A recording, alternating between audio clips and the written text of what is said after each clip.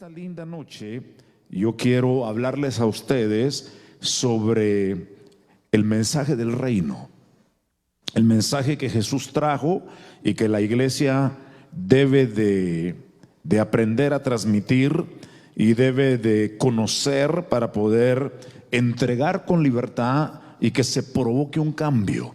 No pueden haber cambios si no está la operación de la palabra del Señor. La Escritura dice en el libro de Génesis: y en el principio, ¿cómo dice?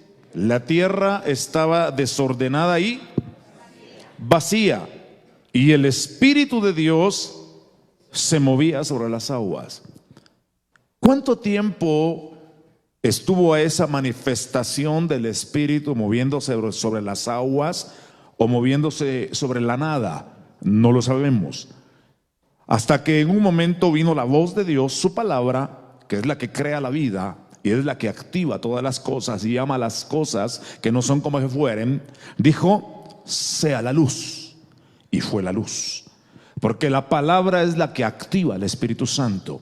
La palabra es la que despierta en nosotros la gracia y el favor que Dios nos dio para que sucedan cosas extraordinarias a nuestro alrededor. Dios nos dio la capacidad a nosotros de hacer que las cosas sean transformadas, porque tenemos su espíritu, tenemos su naturaleza, y Dios es un Dios creador. Diga: Dios es un Dios creador. Dios es un Dios que crea las cosas y las llama de donde no están para que sean. Es por eso que cuando nosotros hablamos acerca del reino de Dios, estamos hablando de una transición y estamos hablando de un traslado. Primero, porque Dios vino a transicionar nuestras vidas de un mundo de muerte y pecado y nos transicionó a una vida abundante en Jesús. Nos trasladó de un ambiente de muerte y de destrucción y nos puso en el reino de su amado Hijo Jesús. Nos sacó de las tinieblas, nos sacó de la oscuridad, nos sacó de la ignorancia, nos sacó de nuestra vana manera de vivir, porque estaba nuestro entendimiento entenebrecido y vivíamos ajenos a la vida de Dios. Pero el mensaje del reino vino a provocar algo en nuestro interior con el propósito de que cambie nuestro entorno. El mensaje del reino de Dios es un mensaje en el Espíritu para transformar, para renovar, para restaurar y para restituir. Dios me hablaba mientras estábamos sentados que para Denver viene un tiempo de restitución. Denver perdió cosas y Colorado, más bien dicho, perdió cosas que Dios le dio, perdió cosas que Dios le entregó por la indiferencia de los hombres, por la carnalidad de los hombres, por la desobediencia de los hombres. Pero Dios ahora tiene un remanente al cual le va a restituir todo aquello que se perdió, todo aquello que se diluyó, todo aquello que se opacó. Dios lo va a volver a encender, pero para que eso brille, Dios necesita gente con la actitud de Juan el Bautista, que arda y que brille, que arda y que brille, porque el Señor dijo: Juan el Bautista es una antorcha que arde y alumbra. Pero para que una antorcha alumbre, tiene que arder, o sea, se tiene que consumir. Dios espera de nosotros que nos consumamos por Él y para Él, porque sólo así su luz brillará en nosotros. Si buscamos nuestro beneficio, si buscamos nuestro bienestar, si buscamos solamente la abundancia, la provisión, el sustento divino, pero no nos consumimos para Él, difícilmente su luz va a resplandecer en nosotros. Dios vuelve a repetir lo que dijo a través de Isaías hace cientos de años: levántate y resplandece, porque ha venido tu luz y la gloria del Señor ha amanecido sobre ti. Es tiempo de una visitación poderosa. Cuando Cristo vino a esta tierra, vino en medio de una nación y un pueblo que había sido escogido para ser el transmisor y el representante de Dios en la tierra. Ellos tenían que transmitir un mensaje, tenían que impartir la vida de Dios, porque el ideal divino era que a través de aquella nación el mundo conociera que hay un Dios en el cielo que reina sobre la tierra. Dios siempre ha querido iluminar el mundo con su luz. Dios siempre ha querido que el mundo se alinee a su palabra, a sus mandamientos y a su propósito eterno. Desafortunadamente, la nación de Israel perdieron el enfoque, y cuando Cristo vino, todo lo que tenían eran tradiciones y costumbres. Habían dejado la ley de Dios por un lado, y el Señor se los dijo: ustedes invalidan los mandamientos para poner en práctica sus tradiciones. Y en esa misma línea les dijo: ustedes escudriñan la escritura porque les parece que ellas dan testimonio de mí, pero ustedes no quieren venir a mí para creer. Eso se llama religión. Dios jamás creó una religión. La intención de Dios siempre fue tener una relación, y esa relación se va a enriquecer a través de la comunión. Cristo vino a un mundo religioso, a una nación apartada. Ellos estaban ensimismados, estaban en una actitud de que solo les interesaba su propio bienestar, y aquellos líderes que Dios había levantado para enriquecer, para apacentar, para cuidar, para libertar a su pueblo, habían trasquilado a sus ovejas. Se aprovechaban de su pueblo. Por eso el Señor les dijo en San Juan 10, en la parábola del buen pastor: muchos vinieron antes de mí, que no eran el pastor de las ovejas, sino eran ladrones y salteadores. ¿Quiénes eran esos? Los líderes de la nación de Israel, los fariseos, los saduceos. Y dice: el lobo viene para tratar de comer las ovejas, pero yo he venido para que tengan vida y vida en abundancia. Y luego dijo: pero el ladrón no viene sino para hurtar, para matar, robar y destruir. Y he oído muchas veces que en el cristianismo decimos: ese ladrón es el diablo. Pero Jesús dijo: muchos ladrones y salteadores vinieron antes de mí. Entonces el ladrón no es el diablo, sino los ladrones son aquellos líderes que no le predican la verdad de Dios al pueblo del Señor. La iglesia hoy está vendiendo un mensaje alternativo para hacer sentir bien a las personas que se congregan. Un mensaje que es transmitido para satisfacer lo que ellos quieren oír. Pero Pablo dijo: yo soy apóstol de Jesucristo, yo no vendo mi mensaje. Pablo dijo: yo voy a estar en la disposición de anunciar. Y por eso es que estamos usando en estos días, en este año, algo que Dios nos dio, como lo es el pasaje de Hechos 20:20, que dice: ustedes saben que no he vacilado en predicarles nada que les sea de provecho, sino que les he enseñado públicamente y en las casas, a judíos y a griegos. Les he instado a convertirse, a creer en nuestro Señor Jesucristo. El mensaje del reino es un mensaje centrado en Jesús. No es un mensaje que habla solamente de la prosperidad, como decía el apóstol, que se enfoca solamente en el dinero. No es un mensaje que se enfoca en el beneficio personal, porque entonces, si estamos en ese tipo de mensaje, estamos estableciendo tradiciones de la misma manera que lo hizo el pueblo de Israel. Estamos estableciendo costumbres y hemos puesto las añadiduras como el enfoque de nuestra vida. Pero el Señor dijo: no se preocupen de esas cosas, sino más bien busquen primeramente el reino de Dios y su justicia, y todo eso será añadido. La bendición, la provisión, el éxito, el triunfo, el desarrollo, la abundancia, todo eso son elementos secundarios que nos van a seguir cuando nosotros hagamos la voluntad de Dios. No tenemos que buscarlos, van a llegar por sí mismos. Hace muchos años oí a un evangelista, allá por el año 1980, anglosajón, Charles Schwab. no sé si alguna vez oyeron de él, un poderoso evangelista. Y era la inauguración del edificio de la iglesia Lakewood Church con el pastor John Austin. Y habíamos ahí como unas 10,000 personas.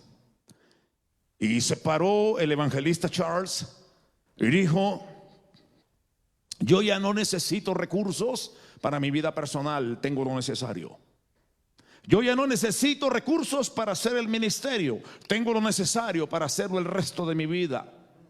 Pero la palabra de Dios sigue trabajando para mí y los recursos se siguen multiplicando. Yo no lo entendí, sino hasta esta época, o sea, 40 años después. Y ahora lo entiendo, porque ahora veo que cuando activamos la palabra del reino en nuestra boca, la profetizamos, la declaramos, la predicamos, la meditamos, la vivimos, la memorizamos, esa palabra se vuelve productiva y ya no es lo que yo hago, sino es lo que hace la palabra en mí y a través de mí. Y eso es lo que va a provocar un despertar cuando nosotros lleguemos al consenso de lo que dice Hechos capítulo 20. Y así crecía y prevalecía poderosamente la palabra del Señor. Eso es poderoso. Alguien tiene que decir aleluya. Y así crecía y prevalecía poderosamente la palabra del Señor. ¿Qué es lo que eso significa? La comunidad estaba cambiando. Los agoreros, los adivinos, los brujos, los hechiceros, los encantadores se estaban convirtiendo a Cristo. Los religiosos estaban reconociendo que su religión no les daba satisfacción, que no los llevaba a ninguna parte. Eso fue exactamente lo que sucedió en los tiempos de Cristo. Cuando Nicodemo oyó el mensaje de Cristo. Nicodemo era un principal de la sinagoga, era un maestro, era un líder de Israel. El tipo vivía en una línea de obediencia a los mandamientos que estaban vigentes. Él era un maestro, era un rabino, era una persona que interpretaba las escrituras. Pero cuando oyó el mensaje de Cristo, se dio cuenta que él no tenía el mensaje del reino, que su mensaje no estaba impactando. Y probablemente él estuvo escuchando cuando se dijo: ¿quién es este que habla como quien tiene autoridad y no como los escribas? Nuestro mensaje tiene que sacudir el mundo. Nuestro mensaje tiene que transformar los corazones. Nuestro mensaje tiene que arrancar a la gente de su estilo de vida para venir a vivir un estilo de vida que agrada a Dios. Ese es el nivel de verdadera lucha espiritual. No andar gritándole a los demonios, eso es parte de. Pero la verdadera guerra espiritual está el mensaje filosófico humano manipulado por el diablo en contra de la verdad de Dios. Y nosotros tenemos que traer esa verdad. Y Nicodemo escuchó y vino a Jesús de noche. Lo hemos utilizado para decir: Nicodemo quería salvación. Nicodemo estaba alineado a la ley de Dios. Tal vez no la cumplía porque nadie la cumplió antes de Cristo, pero él estaba haciendo para el ministerio para el cual Dios lo había llamado. Pero se dio cuenta que su mensaje no provocaba cambios, que su mensaje no tenía impacto. Mira, hermano, si tú eres pastor y ya tienes unos 10 años o 15 años y estás en la misma situación, en el mismo lugar y con la misma gente, tú te tienes que preguntar: ¿qué está pasando? O estás predicando tu mensaje, o te metiste a una tradición, o eres un religioso, o simplemente estás con la doctrina del mantenimiento. Porque hay gente que solo le interesa mantener el grupito que tiene. Y aquí hay pastores, y se los tengo que decir porque para eso vine. Tenemos nosotros que considerar qué está haciendo nuestra vida en este mundo. ¿Estoy alcanzando el propósito de Dios o estoy siguiendo las modas religiosas que se levantan una tras otra? En los 90 era la guerra de las galaxias. Así le llamo yo. echando sal y aceite por todos lados.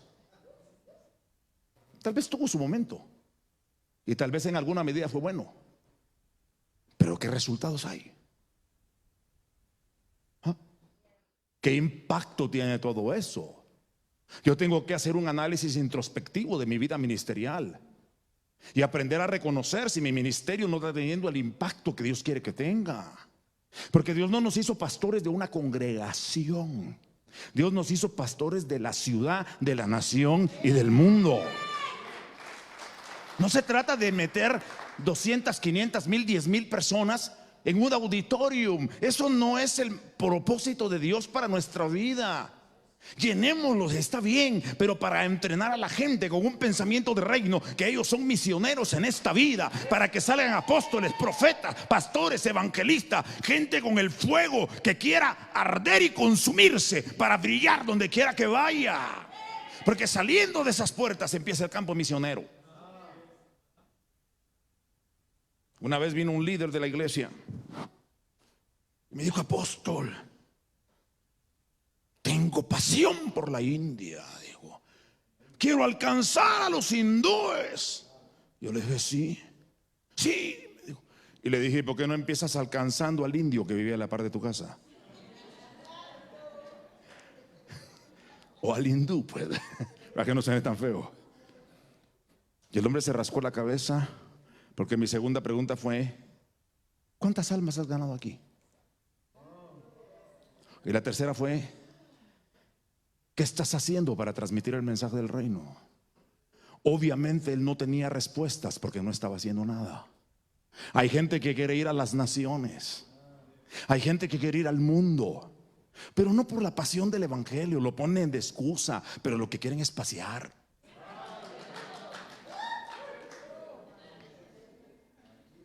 Mire, nosotros los apóstoles recorremos miles de millas alrededor del mundo. El reporte que me llegó el año pasado de la aerolínea con la que viajo fue que le di 4 vueltas al mundo. Esos son muchos miles de millas. Y la gente piensa que eso es la vida. Viajar es vivir. El que dijo eso no sabía de lo que estaba hablando. Ese nunca viajó. Pero constantemente me encuentro ministros en los aeropuertos, amigos, gente de reino que andan de aquí para allá, de allá para acá, por todos lados predicando el mensaje del reino, pero no con el interés de conocer. Porque yo conozco miles de hoteles y miles de iglesias, pero no conozco las ciudades donde están. Porque no queda tiempo para nada. Porque vivimos una vida no de agenda de tiempo completo, sino agenda de tiempo repleto. Queremos que el día tenga 48 horas para que nos alcance. Y el apóstol Chicas decía algo mientras almorzábamos hoy, que ya la NASA comprobó y declaró que nuestros días ya no son más de 24 horas, sino de 17. Por la inclinación que está teniendo la Tierra en su movimiento de rotación y traslación. No tengo todos los detalles profundos, pero la Biblia dice que en los postreros días Dios acortará los días por amor a los escogidos. Y los postreros días son estos. Porque dice la escritura en Hebreos 1:1: Dios, habiendo hablado en otro tiempo a los padres por los profetas, en estos postreros días nos ha hablado por medio del Hijo. Los últimos días empezaron desde que Cristo vino a esta tierra. Y Él vino para transformar la mentalidad del hombre y sacarnos de miles de años de tradiciones y costumbres, donde el hombre ha creado miles de religiones con la intención de encontrarse con Dios. Pero hay un solo camino, y Jesús dijo: yo soy el camino, yo soy la verdad y yo soy la vida. Porque si nos metemos en su camino, se nos revela su verdad, y si se nos revela su verdad, se manifiesta la vida. Por eso Él dijo: si permanecen en mi palabra, serán verdaderamente mis discípulos y conocerán la verdad, y la verdad los hará libres. No es toda la verdad la que te liberta, es la verdad que tú conoces. Ese es el mensaje de Jesús. Y Nicodemo dijo: Señor, no se me ha olvidado Nicodemo, lo dejé en un rincón por un momentito. Y Nicodemo dijo: Señor, sabemos que tú has venido de Dios como maestro. Porque nadie que Dios no está con él puede hacer las señales que tú tienes. Querido pastor, ¿Cuáles son las señales de tu ministerio? Yo creo que la dimensión de un ministerio no se mide por el número de gente que congrega el domingo por la mañana, sino el impacto que está haciendo en la comunidad donde Dios lo estableció. Yo tengo una palabra para ustedes dos que Dios me dio, y tenía que ser a mí porque yo soy su padre. Sí, es que tiene que haber una autoridad paternal para desatar las unciones, porque uno los conoce y sabe su recorrido, y Dios empieza a hablar. Ese es el orden. Eso fue lo que pasó en Hechos 13, cuando habían profetas y maestros en Antioquía, ¿recuerda? Y entonces el Espíritu dijo: apartarme a Bernabé y a Saulo. Pero ahí había gente que había venido, que por lo menos por los últimos 2 o 3 años habían conocido a Pablo y a Bernabé. Sabían de su recorrido. Tenemos que ser sabios, porque si empezamos a repartir unciones, le dejamos problemas a los pastores, porque uno les profetiza y los empodera y no tienen el carácter, ni la medida, ni la madurez todavía. Será para después. Y entonces, como me dijo el apóstol, o me dijo el profeta, el pastor, que no me estorbe, y les dejamos unos dolores de cabeza, hermano, porque es fácil que se pongan, pero después quitarlos. Usted tenga cuidado a quién pone en su ministerio, hermano. Yo aprendí a ser muy cauto y cuidadoso, porque resulté en el pasado poniendo gente que después oraba pidiendo revelación cómo quitarlos, arrepentido de haberlos puesto, porque los puse por don, por talento y por carisma. Y tal vez tenían llamado, pero no tenían madurez, ni desarrollo, ni estabilidad. Y hay que tener cuidado con los neófitos, porque caen en el lazo del diablo por su ignorancia. Es lo que dice la Escritura. Y Nicodemo, en las cosas del Espíritu, era un neófito, no conocía. Y nosotros en lo apostólico y en lo profético, todavía en muchas áreas somos neófitos. Estamos aprendiendo. Hace más de 40 años, mi primo, él es mi primo, el profeta Byron, me impuso las manos y yo recibí el don de hablar en lenguas y de profetizar. ¿Te acuerdas, primo? Por allá a finales de los 70 fue eso, ¿no? Y fue lindo. Esa fue la otra profecía que me diste en la casa de mi mamá. Esto sucedió en la iglesia. Y en la casa de mi mamá yo dirigí un servicio, una célula, que era un culto de hogar en aquel tiempo. Y Dios usó a este hombre para definir mi futuro.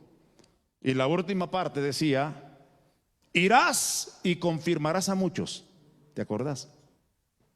Pero antes de eso me dijo: te voy a sacudir, te voy a probar, te voy a formar, voy a trabajar contigo. Y pasaron 30 años para que él terminara de trabajar en eso. Dios me habló un día: ¿te acuerdas de lo que te dije hace 30 años? Y le dije: sí. Me dijo: ahora es el tiempo que se cumple esto, esto y esto y aquello. Porque yo siempre memoricé la profecía. Hoy tenemos la habilidad de que todos tenemos un teléfono. Grabe cuando Dios le habla y medite en lo que Dios le dijo. Hoy en 40 años de ministerio, primo, este año cumplo 40 años de predicar. Hay que hacer una fiesta. Los años están pasando rápido. Ahorita estoy ya en el año 40, empezó en enero. Hay que hacer una fiesta. Dame una fecha, pues, si vas a darlas.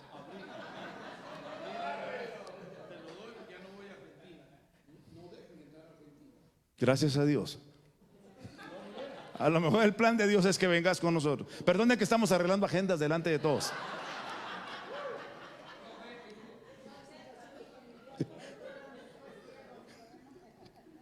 No me saques de Nicodemo, primo. Sale por el hecho de que hubo una activación de lo desconocido a lo conocido. Pero para llegar al propósito de Dios tuvo que haber un proceso. Aún el mismo Cristo lo vivió.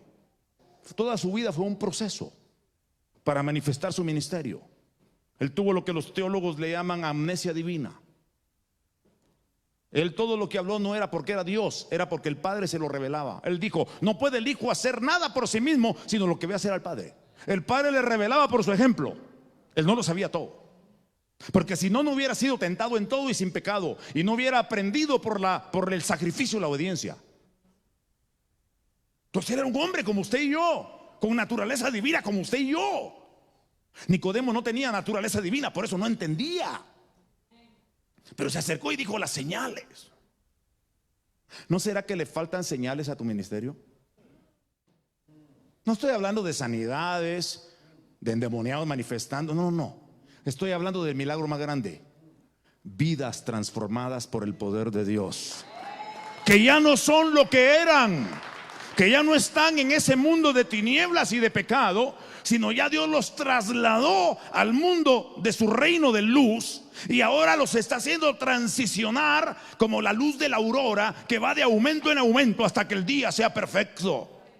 Para el resto de las ovejas y personas cristianas que están aquí, ¿cuánto has crecido en el último tiempo? ¿Cuál es el fruto de Dios en tu vida?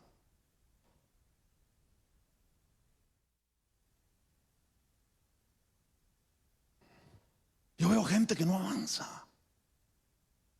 Son religiosos. Me puse muy agresivo. Solo son gente de domingo en la mañana y creen que con eso ya hicieron todo. Ya cumplí, Señor, ya viene el culto y di mi ofrenda. El diezmo no me ha sido revelado. Mire, a mí me gusta mucho. Nosotros trabajamos con mucha gente nueva. Cada año nos ganamos de 500 a 700 personas para Cristo en la iglesia. Cada año. Y para alcanzar eso, tenemos que evangelizar 10 veces más. Porque 1 o 2 se quedan de todos los que evangelizas. Y la gente tiene que ser formada. Y tiene que ser discipulada. Miramos muchas vidas transformadas por el poder de Dios. Ese es el punto. Mucha gente transformada por el poder del Espíritu Santo, que ya no son lo que eran. Algunos eran brujos, otros agoreros, otros encantadores, otros practicaban la quiromancia. Y como resultado de eso, el ambiente de la ciudad cambia. Acabamos de estar en Miami con mi esposa. Mire, yo sentí un ambiente pesado en Miami, hermano. Solo me bajé del avión y me empecé a sentir mal. Dije, aquí no quiero estar. Le dije, no me gusta. No había visto todavía nada, pero dije, no me gusta. Le dije a mi esposa, no me gusta, no quiero estar aquí. De todos modos, ahí no es mi asignación. Ese es trabajo de otros. Pero yo no me sentí que encajaba en el ambiente espiritual. Y fuimos porque ni modo, mi hijo se casaba allá. Pero yo lo que quería era que llegara a la boda para irme a mi casa. Y lo disfrutamos.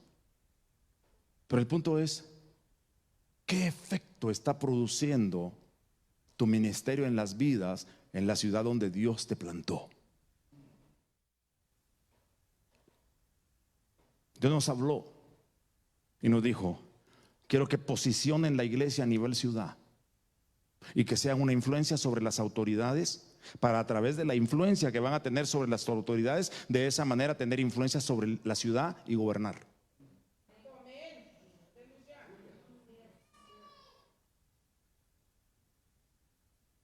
Y hace 7 años empezamos a hacer todo bilingüe. Dios me dijo, quiero que prediques en inglés. Y le dije, hijo de su, así como se dice en México, perfecciona tu inglés porque te voy a llevar a lugares donde solo vas a poder hablar en inglés. 15 días después yo estaba en Turquía, en la Universidad de Estambul, predicando en inglés a todos los ortodoxos religiosos.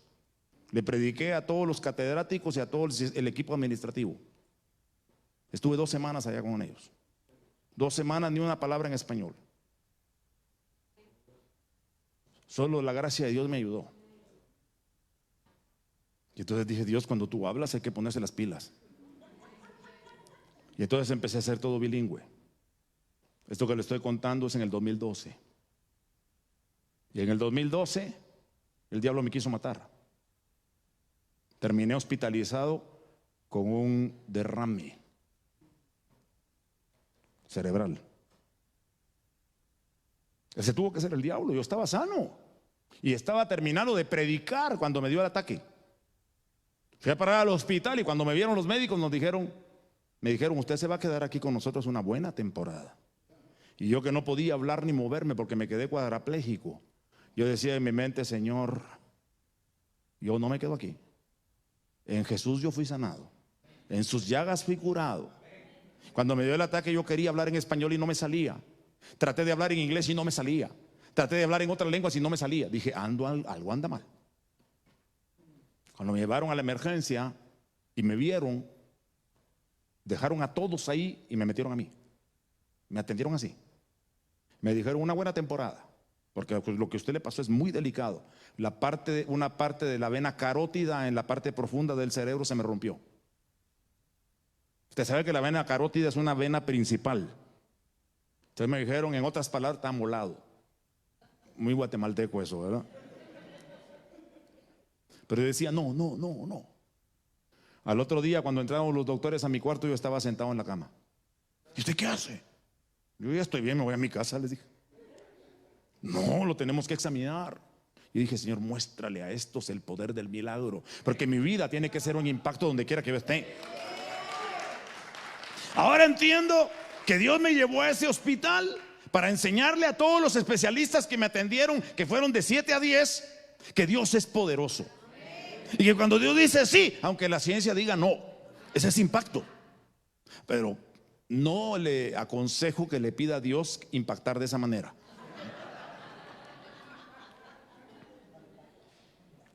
Milagro. Quedó registrado ese milagro en el hospital Memorial Hermann de Houston. Todos los médicos me dijeron, este es un milagro, pastor. Este es un milagro. Porque eso fue miércoles. Para el día domingo mi esposa se está arreglando en la mañana. El sábado nos fuimos a la casa y ella se está arreglando. Yo desperté y le dije, ¿dónde vas? Me dijo, a predicar a la iglesia. Y le dije, ¿y a ti quién te dijo que vas a predicar hoy? Yo voy a predicar. Y me levanté y me fui a predicar. De ahí para acá empezaron desde el 2012 una etapa extraordinaria, hermano, de gran influencia, de gran manifestación. No de sanidades, hay sanidades. Hemos visto gente sanarse del cáncer, gente levantarse de silla de ruedas, gente salir de enfermedades terminales. Una cosa impresionante que ha estado pasando desde esa fecha para acá. Porque cuando Dios va a hacer algo contigo, siempre se van a levantar adversidades. Van a haber contrariedades, porque Dios no dijo que va a ser fácil. Pero el mensaje del reino va a romper con toda la adversidad. Porque el mensaje del reino es transformador, es poderoso, es renovador. Yo me pregunto muchas veces al meditar en mis devocionales, ¿qué le dijo el Señor a los discípulos en aquellas 40 días y 40 noches que estuvo con ellos resucitado? Cuando les dijo, y estuvo por 40 días y 40 noches hablándoles del reino de Dios. Yo quisiera saber qué les dijo. Sí, seguro, mandamientos por el Espíritu, pero ¿qué específicamente? Yo me imagino que les habló muchas cosas que las que después Pedro escribió en sus epístolas. Después habló muchas cosas que, así como a Pablo le reveló cómo era el asunto de la Santa Cena, porque la noche que el Señor Jesús fue entregado, tomó pan y dice él, a mí eso no me lo enseñaron los que se llamaban algo en la iglesia, sino Dios me lo reveló. A lo mejor las revelaciones del misterio escondido por los siglos es lo que Jesús estaba hablándole a sus discípulos y a sus apóstoles en aquella época incipiente de la iglesia. Y ellos no la llegaron a entender, pero nosotros sí, porque dice la Biblia que esas cosas fueron reveladas para nosotros, los que han alcanzado los finales de los tiempos. Por eso es que yo creo que estamos viviendo una época extraordinaria, como nunca antes la iglesia ha vivido. Nos tocó vivir en una época de mucha revelación y de mucho entendimiento. Mire, ¿cuál es ese misterio? Acompáñenme por un momentito al libro de Romanos, al capítulo 16 y al versículo 25. ¡Wow!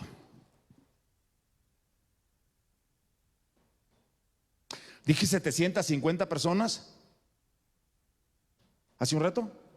Es que me equivoqué y le di las citas de los números de los últimos 2 años. O sea, fueron 350, 400 por año. Por ahí. Lo corrijo para no quedar en pecado de exageración.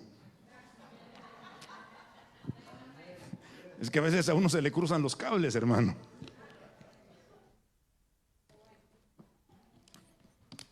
A mí no me gusta que me pregunten cuántos asistentes tiene la iglesia, porque la verdad es que no sé. No contamos gente.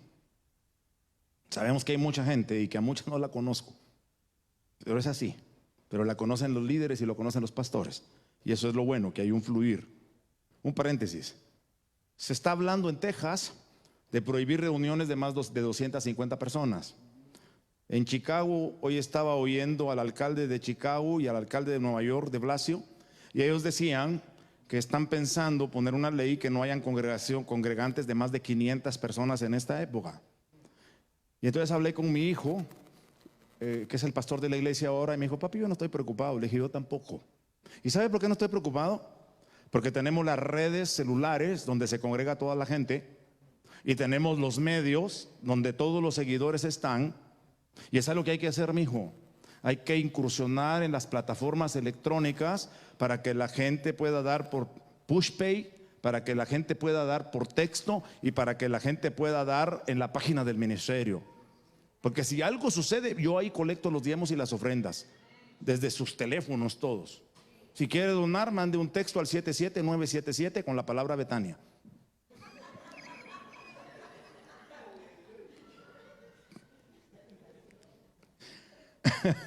Es una broma. Pero cada vez más veo que la gente usa más esas plataformas.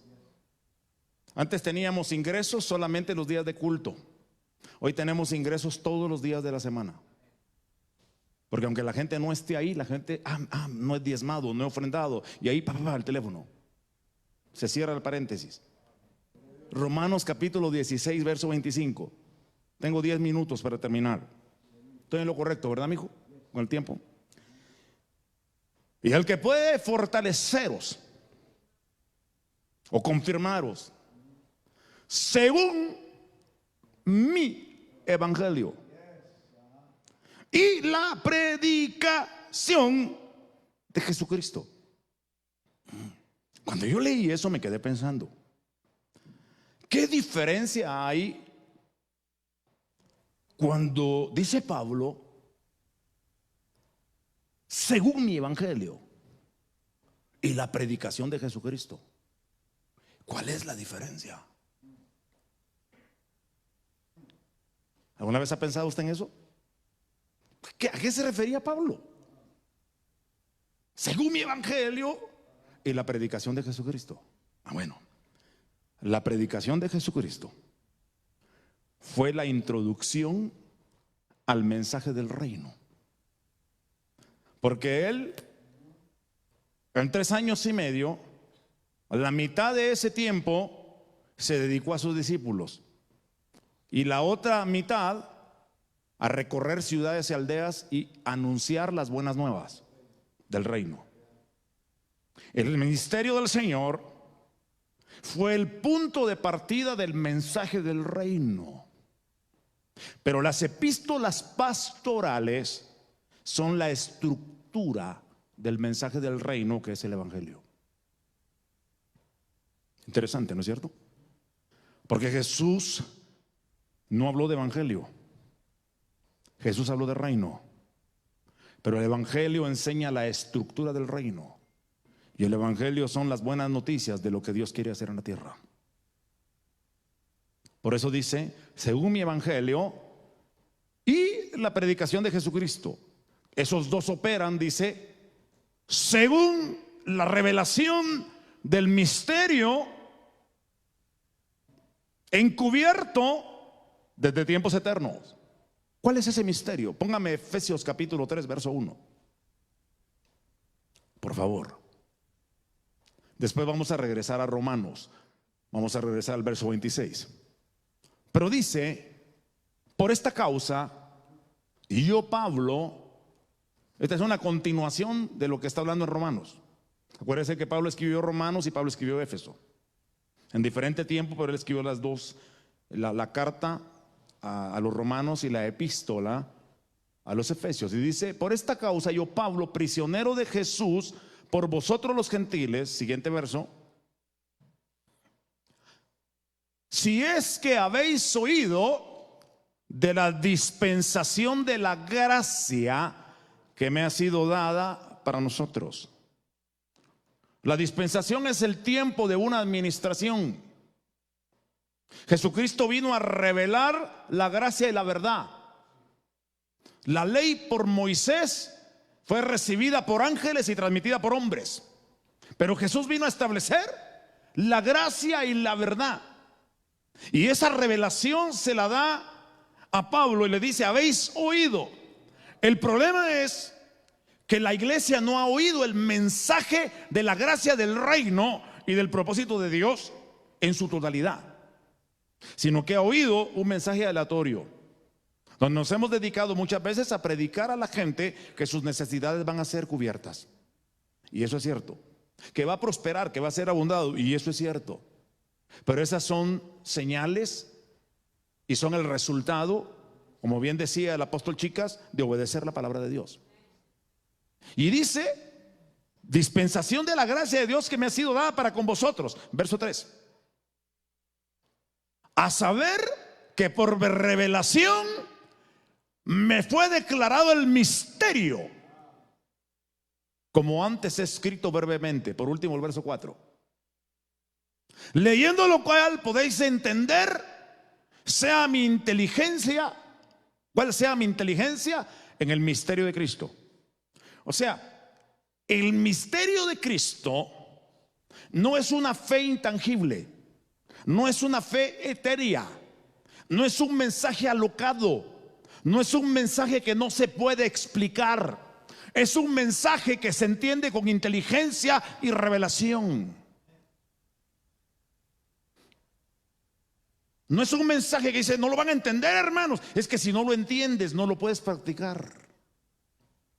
Basta ya de vivir predicando como revelación elefantes rosados y ranas anaranjadas. Revelación del mensaje es entender el propósito de Dios para nuestra vida. No entender profundidades. Tratar de entender qué significan las pezuñas de los zapatos del Apocalipsis, o de las pezuñas de los caballos del Apocalipsis. Dice que está un indio tirado en el piso con el oído en la tierra. Y dice, diligencia jalada o estirada por 4 caballos, cargada de maletas y de gente muy pesada. Entonces un fulano lo mira y dice, todo eso puedes saber solo por poner el oído en el piso. Y el indio dijo, no, dijo, diligencia pasar sobre indio media hora atrás.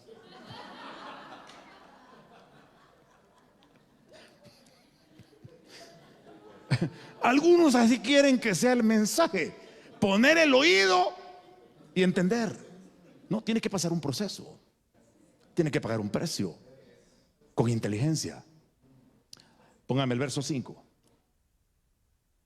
Y dice, el cual misterio en otros siglos no se dio a conocer a los hijos de los hombres como ahora.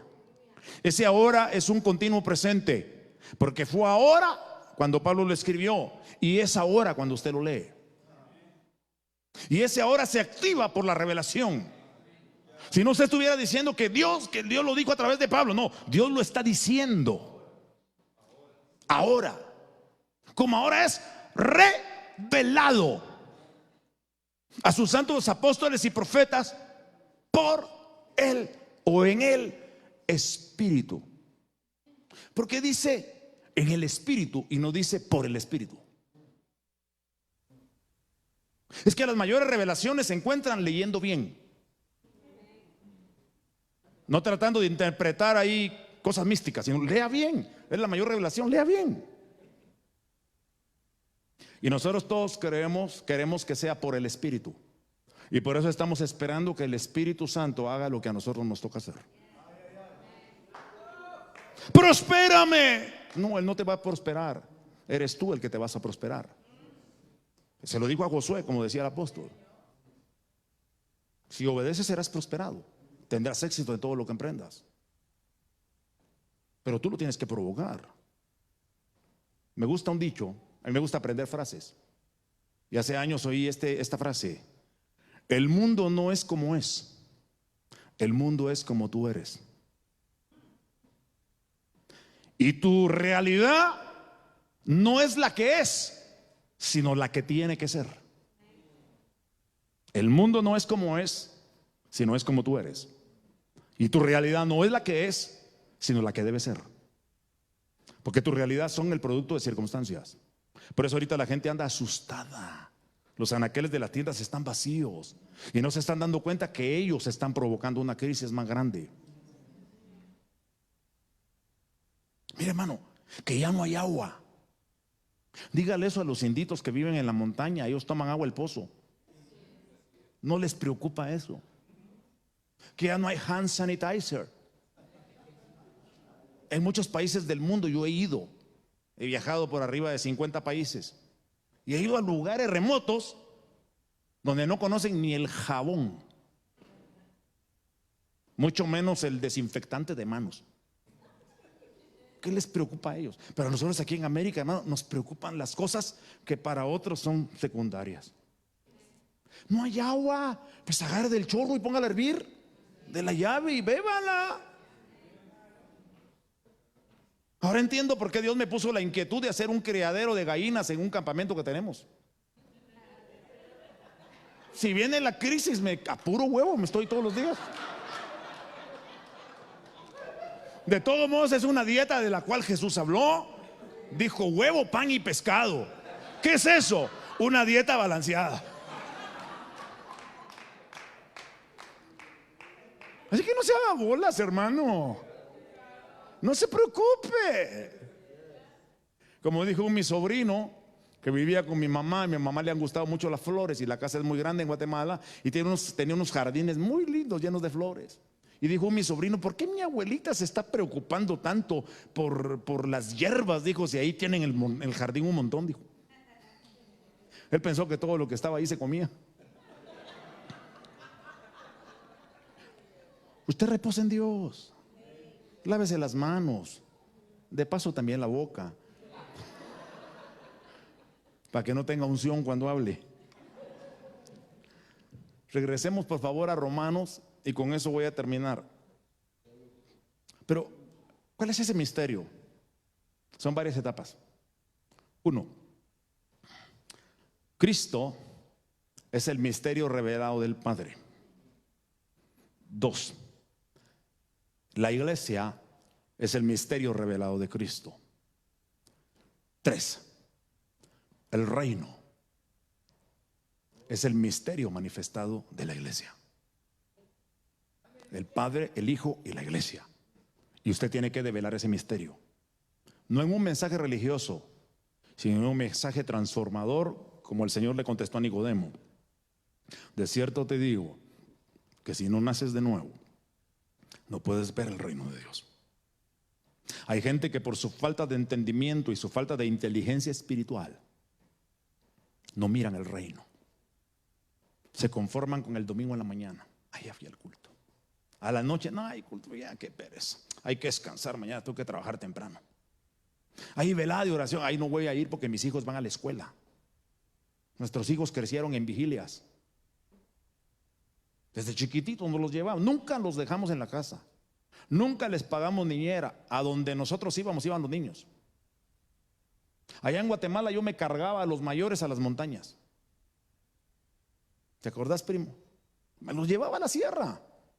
Allí andaban ellos conmigo en la sierra. predicando el evangelio. Pero hoy en día, todos esos niños son siervos de Dios. Uno de mis hijos es el pastor de la iglesia en Dallas. Y está haciendo un trabajo extraordinario, hermano. Cuando lo oigo predicar, digo, caramba, lo que Dios está haciendo con este muchacho. Y a veces le digo de un momento a otro, te toca. Estoy listo. Que yo le enseño, hay que tener un cartucho en la escopeta todo el tiempo.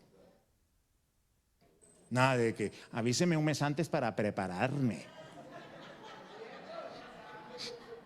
Caramba, hermano. Hay predicadores que le piden un mes antes, avíseme. Soldaditos de chocolate, les digo yo. Pero dice, vamos a Romanos 16, 26 y con esto cierro.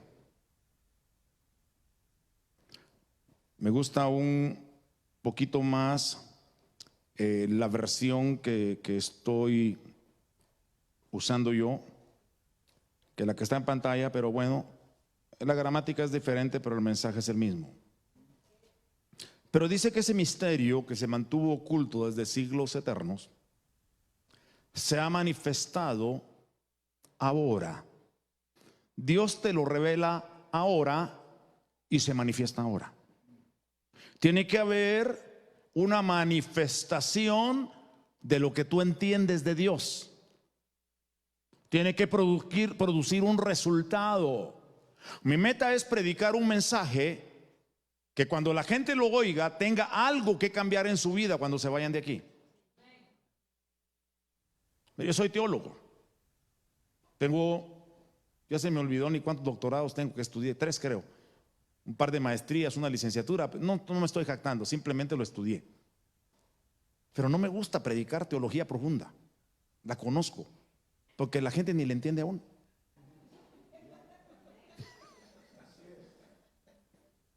¿No es cierto? Mejor predicar un mensaje práctico.